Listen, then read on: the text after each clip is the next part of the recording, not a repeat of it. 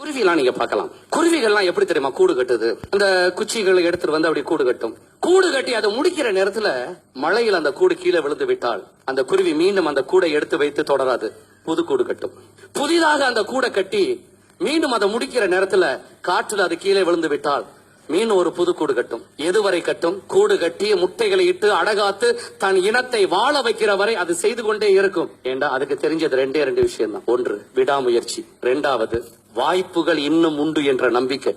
எத்தனை தடவைகள் கூடு கீழே விழுந்தாலும் அது மீண்டு ஏன் பறந்து போகுது? இதே மாதிரி இன்னும் 1000 கூடுகள் கட்ட இந்த உலகத்துல வாய்ப்பு இருக்குன்னு நம்புது. யாரோ ஒருத்தருக்கு உங்களை பிடிக்காட்டா இனிமே எல்லாருமே உங்களை வெறுத்துருவாங்களா?